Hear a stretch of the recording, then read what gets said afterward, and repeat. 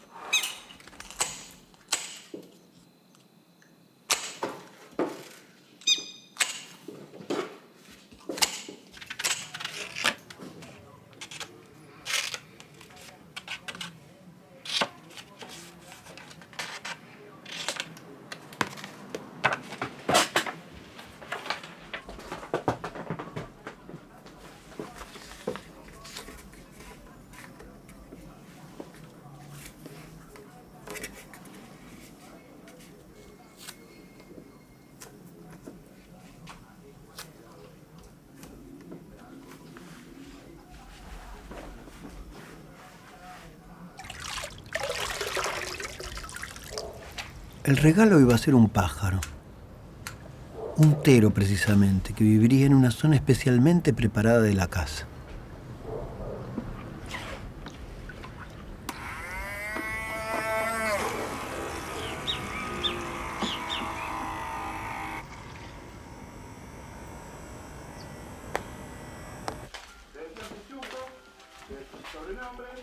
Pero el nombre de Fernando, ¿cuál es?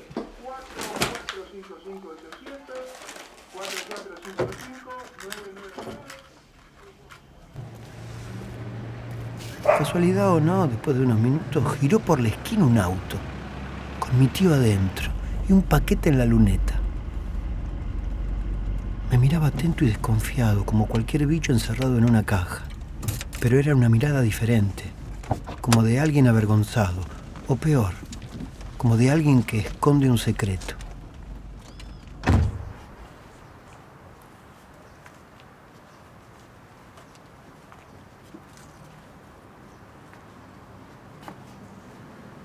Al pájaro le habían recortado las alas para que no se escape. El resultado, una especie de salchichas cortas colgando de los costados. Los elementos obscenos y monstruosos que revestían el tero con un aire de ídolo maya. Estaba contemplando a un animal extraordinario, asombroso, con poderes siniestros y enloquecedores, capaces de cualquier cosa, aunque posiblemente aún no revelados para él.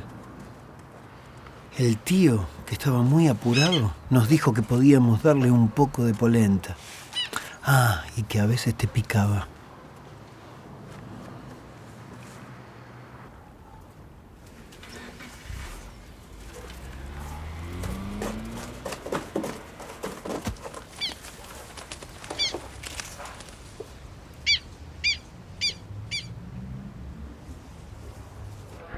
La convivencia con el tero era tranquila y la diferencia no se hacía notar. Se lo alimentaba según las sugerencias, casi siempre nos picaba y nadie hablaba de sus alas.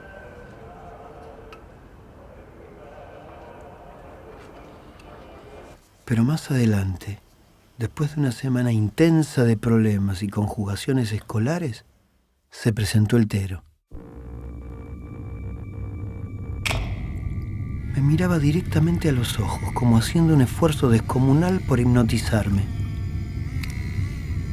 Luego me hablaba tranquilamente en lenguas antiguas, con voz grave y precisa como la de un locutor. Me desperté sobresaltado y supe que ese día las cosas iban a ser distintas. Estaba vivo y gritaba. Sus alas en versión reducida conservaban algo de movimiento, pero no le servían de mucho en caso de una emergencia.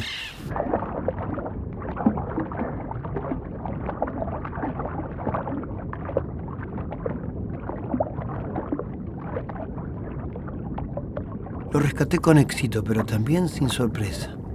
Fue como si lo hubiese estado esperando.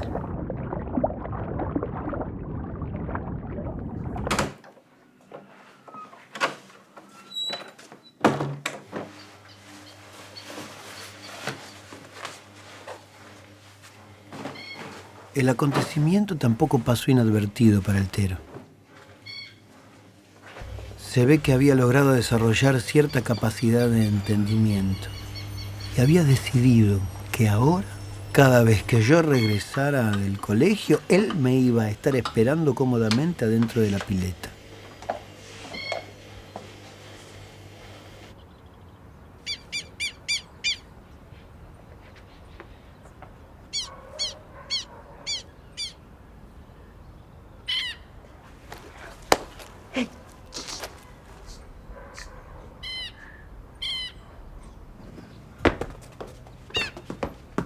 La idea del fiel compañero se fue desmoronando y ya casi parecía una utopía. El Tero había tomado gusto por pasarse todo el día en el agua. Y había resuelto que no solo yo sería el encargado del auxilio, sino que debía ser aquel que estuviera a menor distancia de la pileta. Una jugada magnífica de su parte, ya que supo trasladar la responsabilidad a toda la familia.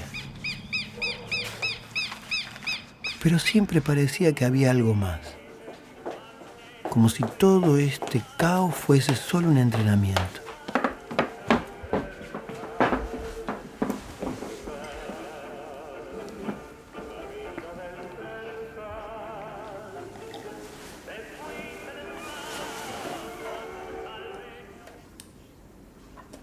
El plan maestro de salvataje ideado por el Tero era una empresa sistemática y extremadamente agotadora. Nuestros ánimos estaban gastados y un poco comprometidos. Así que el consejo familiar debía reunirse para tomar una decisión. Teníamos que evitar fracturas entre nosotros.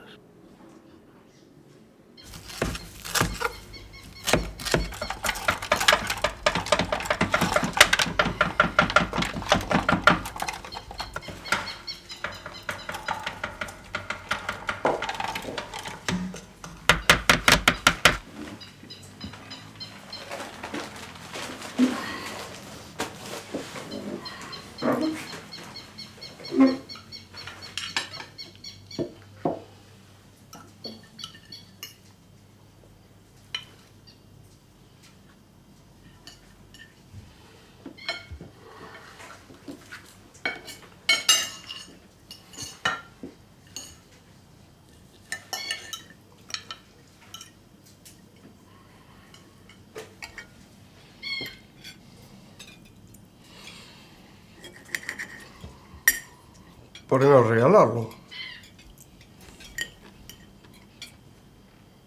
Sí, podría ser. ¿Pero a quién? ¿Por qué a quién? Quiero decir, ¿quién va a querer un Tero? Así. ¿Así como? Por favor, con esa cosa al costado.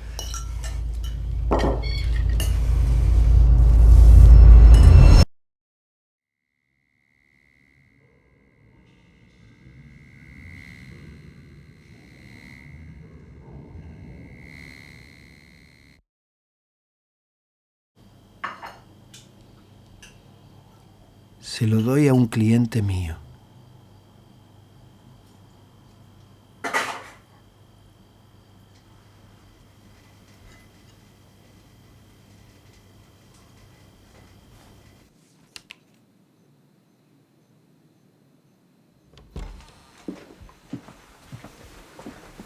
Entre abatido y eufórico, me puse a pensar en que era muy posible que estuviese creciendo. Todavía sospechaba sobre el destino del Tero, pero ya estaba un poco cansado y no me salían las palabras.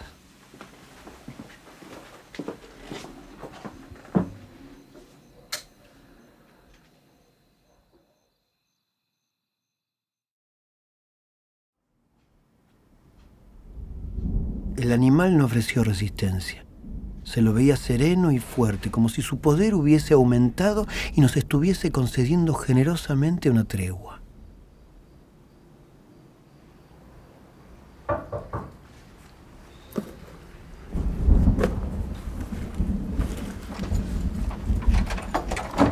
Probablemente yo estaba muy confundido, pero me pareció ver por uno de los agujeros que inclinaba levemente su cabeza.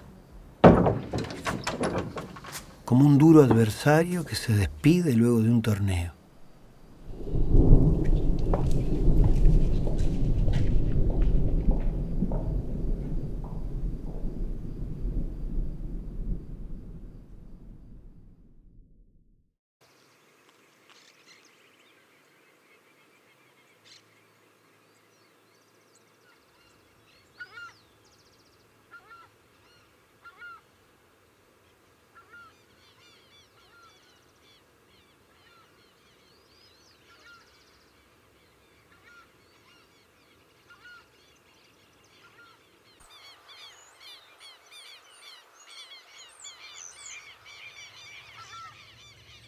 La historia fue como un intenso juego de ajedrez entre especies. Un reto mental con un bicho perversamente instruido por la naturaleza, con la tarea de examinar el mundo desde otra óptica. Como si una existencia superior hubiese intentado hibridar su propia creación. Aunque lo más horroroso y espeluznante que me reveló el tiempo no fue ni la mutilación de sus pequeñas alas, ni los picoteos en la mano, ni la repugnancia de encontrarlo siempre en la pileta, sino que lo más bochornoso de todo fue que nunca le puse un nombre.